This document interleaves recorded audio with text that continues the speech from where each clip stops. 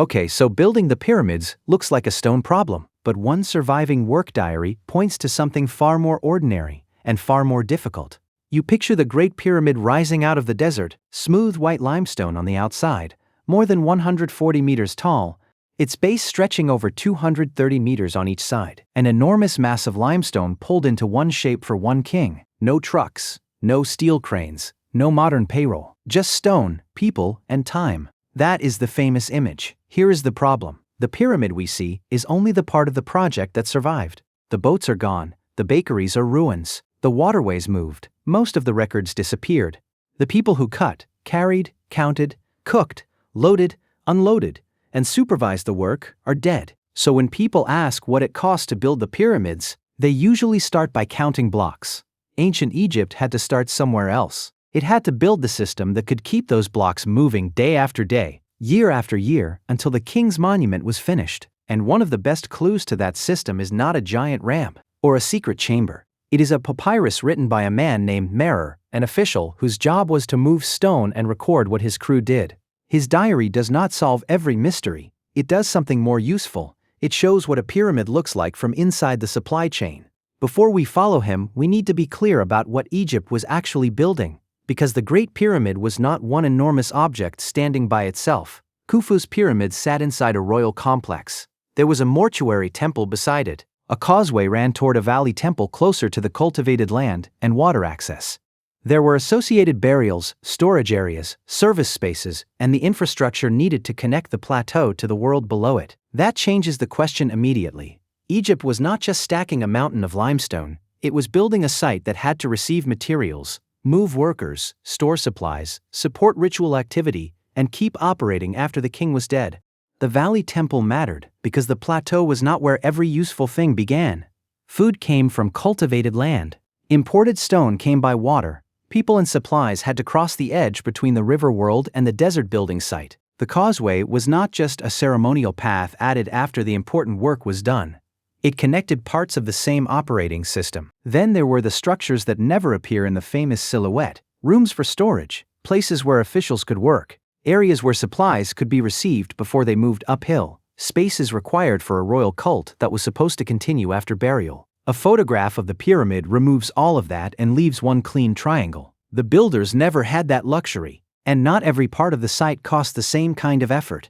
Most of the core limestone came from the Giza plateau itself. That stone still had to be cut, shaped, moved, and placed, which was an enormous amount of work. But it did not have to travel across Egypt. The quarry was close. The fine white casing stone was different. That came from Tura. The granite used in important interior spaces came from the Aswan region much farther south. So the project had two very different stone problems. One was scale, the other was distance. The local stone created the bulk of the pyramid.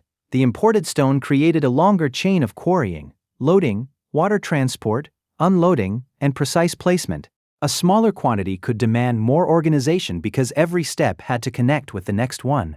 And the farther a material traveled, the more ways the schedule could fail. A local block could move from quarry to work front through one concentrated operation. A Tura block had to be prepared near the river, loaded without being damaged, carried through the water network, received at Giza, and then protected for a finish where mistakes would be visible across the face of the monument. Granite from the south demanded an even longer journey. So two blocks of similar size could represent completely different commitments of boats, crews, time, and specialist attention. That is the first thing the finished monument hides. The largest visible material was not automatically the hardest material to deliver. And this is where the modern view of Giza becomes misleading. Today, the pyramids appear isolated in dry desert, separated from the Nile by roads, buildings, and a landscape that has changed for thousands of years. During the pyramid building periods, the setting was different.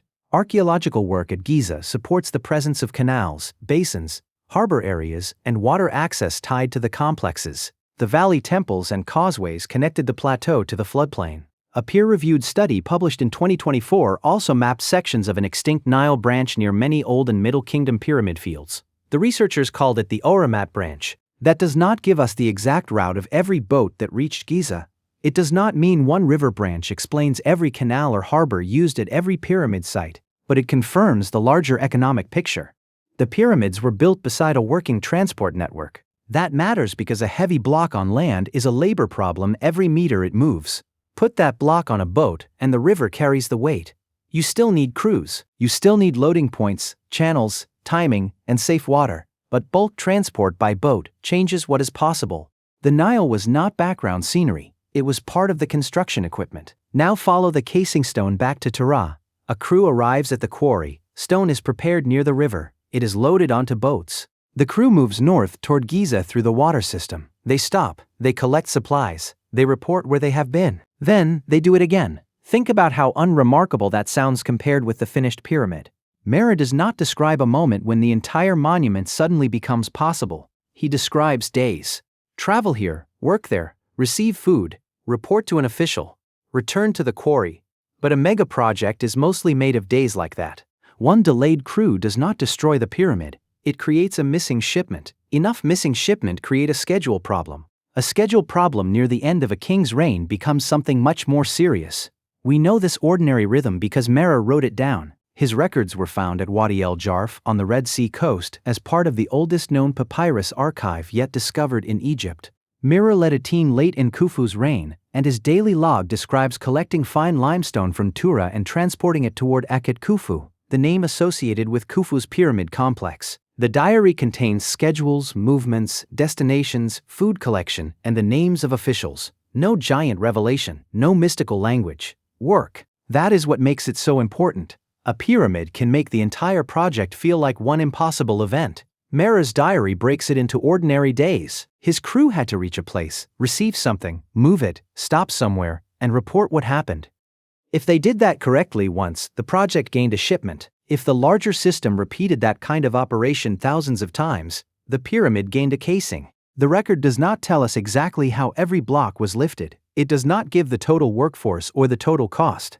The Tura stone is widely interpreted as casing material because the log comes from late in Khufu's reign, but the papyrus does not label the final destination of each block. What it proves is narrower and more valuable. The project had managers, schedules, transport crews, supply stops, and accountability. Mera was not dragging one stone through the desert with an anonymous crowd behind him. He was operating inside an organized system, and once you see that, the old workforce image starts to fall apart.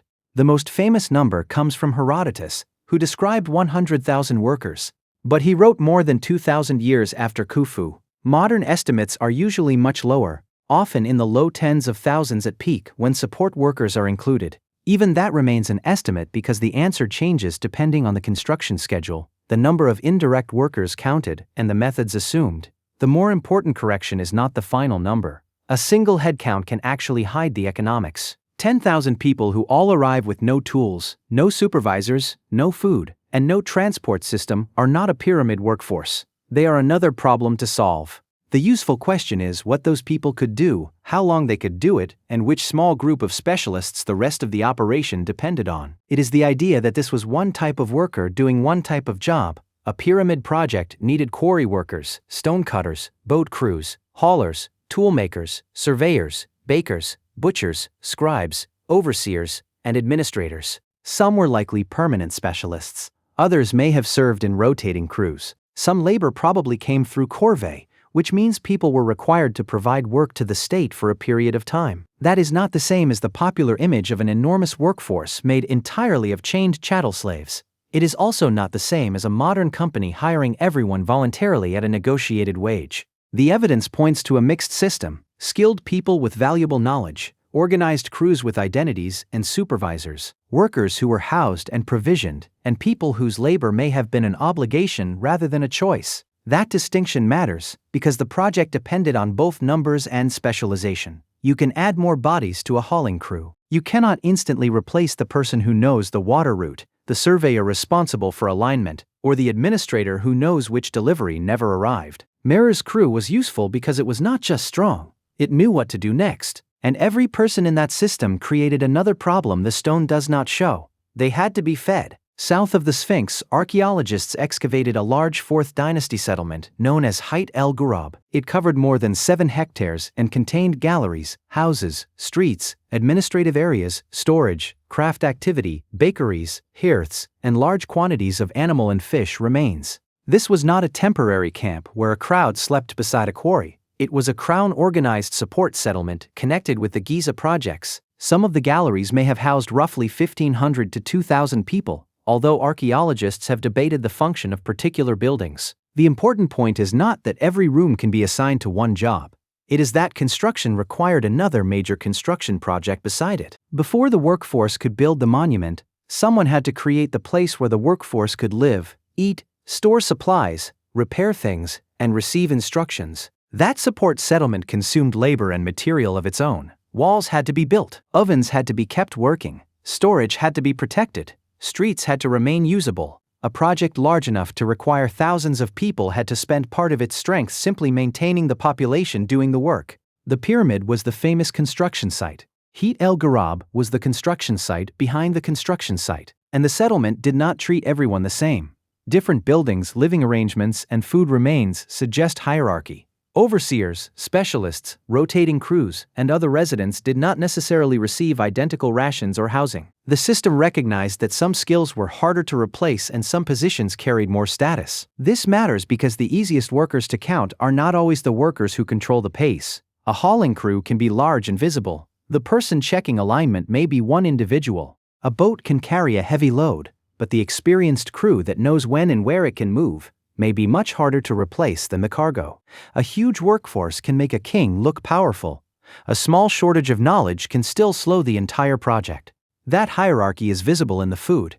Archaeologists found bread molds, grain storage features, fish bones, cattle bones, and remains from sheep and goats. One estimate based on the animal evidence suggests that during periods of heavy occupation, the settlement may have required around 11 cattle and 30 sheep or goats per day. That figure is not a complete menu for every worker at Giza, and it should not be stretched into an exact total for Khufu's entire reign. But stop and picture one day, animals arrive at the settlement. They have to be slaughtered and processed. Grain is removed from storage, bakers work the ovens, fish is cleaned, food is divided and moved to different groups, ash and waste have to go somewhere. Then the same problem returns the next morning. The pyramid could wait overnight.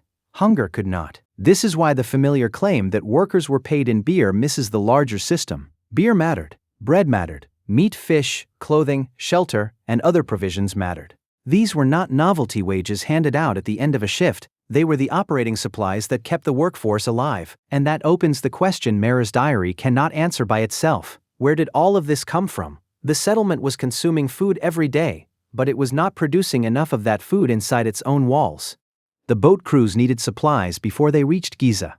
The quarry teams needed support before a block entered the water. The administrators needed records from places far beyond the plateau. Somewhere behind the bakery was a field. Somewhere behind the cattle bone was a herd. Somewhere behind Mera's ration was an official deciding what his crew would receive and where they would collect it. And none of those suppliers had to see the pyramid for their output to become part of it. A household could provide grain that disappeared into a storehouse. A community could provide labor for a limited period. A herd could be raised far from Giza and consumed by people who never met the person who raised it. The project reached into ordinary life long before ordinary life reached the plateau. This is the point where the pyramid stops being a construction site and becomes an economic system. Ancient Egypt did not finance the Great Pyramid the way a modern developer finances a tower. There was no single loan arriving in a bank account and no payroll department converting the budget into coin wages. Royal institutions could collect goods and labor directly. Taxes and obligations could arrive as grain, livestock, produce, materials, and work time. Estates and agricultural regions produced resources. Officials counted them, stored them, assigned them, and moved them. Communities could owe labor service. Grain collected in one place could become bread and beer somewhere else. Livestock raised away from Giza could become meat at the workers' settlement. Required workdays could become a quarry team, a boat crew, or a hauling group. Egypt did not need to buy every input in a market before using it. It could redirect the input itself. That was the hidden budget, not one pile of money. A controlled flow of food, labor, transport, material, and time. This does not mean the king personally owned every field or controlled every exchange in Egypt. Households produced for themselves. Local exchange existed. Estates, institutions, temples, and private activity all mattered. But the royal state had enough authority and administrative reach to concentrate a remarkable share of usable resources at one site for one purpose. And now Mera's diary looks different. It is no longer just a record of boats carrying limestone. It is one small piece of a national conversion process. Grain becomes rations. Rations support crews. Crews move cargo. Cargo becomes casing stone. Casing stone becomes the finished face of a royal monument. The pyramid was the end of a chain that began in ordinary production. Storage made that chain possible across time. A harvest arrives seasonally. Hunger does not. Grain collected after harvest had to remain usable months later, when crews were still quarrying, baking, sailing, and hauling. The storehouse allowed agricultural production and construction work to run on different calendars. That means the state was not only moving resources across Egypt, it was moving them from one season into another. That is the deepest answer to how Egypt could afford it. It did not purchase the pyramid from stored wealth. It repeatedly turned harvests, labor obligations, skilled knowledge, boats, and administration into construction. And the system only worked if those pieces met at the right moment. A quarry could have stone ready while the boats were somewhere else. A boat could arrive while unloading crews were occupied.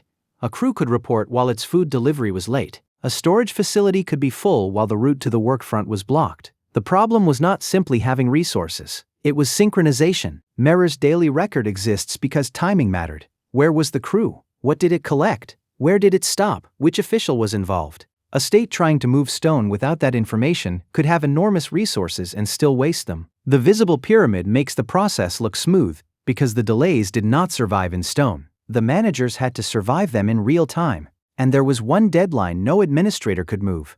The king could die. A pyramid complex was being built for a living ruler whose burial would eventually be needed. No one knew exactly how long the preferred program had left. A long reign created time. A sudden death changed the project. Menkare's complex at Giza shows what that pressure could do. He planned a substantial valley temple in stone. He appears to have died before the full stone program was completed. His successor, Shepskaf, finished important sections more quickly using mud brick. The change does not prove Egypt was bankrupt. It does not show that the state had forgotten how to build in stone. It shows that the purpose of the project changed the value of time.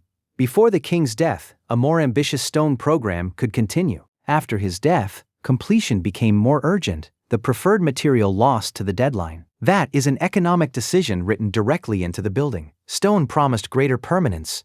Mud brick could finish the necessary spaces faster.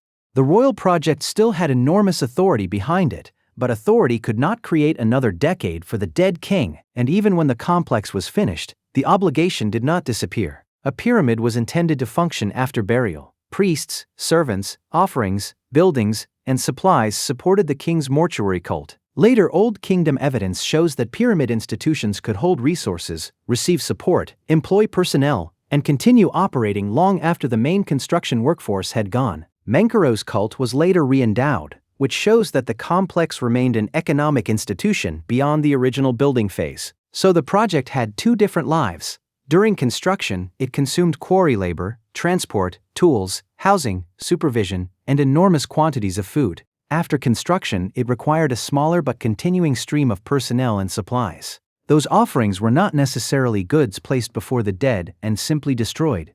Temple distributions also supported the living personnel attached to the institution. The pyramid complex continued to gather resources and direct them through a royal establishment, only now the objective was ritual service rather than construction. The final block did not close the account, it changed what the account was paying for. That brings us back to the original question: what did it cost to build the pyramids? There is no honest single number. We do not have Khufu's national budget. We do not know the exact workforce, the precise annual grain allocation, the complete number of boats, or the burden placed on an average household. But the surviving evidence shows that no single resource explains it. Harvests had to become stored food. Water routes had to become transport schedules. Labor obligations had to become working crews. Royal orders had to become real deliveries at the quarry, the harbor, the bakery, and the construction front. The achievement was the connection between them, held together for years. That is why the Great Pyramid is more impressive when the mystery becomes ordinary. The casing stone was quarried by people. It was moved by crews like Merers. Those crews ate food prepared by other workers. That food came from farms, herds, fisheries, storehouses, and obligations spread across a kingdom. The monument did not rise because Egypt discovered one impossible trick. It rose because thousands of ordinary tasks kept arriving in the correct order. Today, the limestone is what remains, so the limestone gets all the attention. But the stone was only the final form. The real achievement was a state powerful enough to turn a harvest into a work schedule into a supply chain, and a supply chain into a monument built for eternity.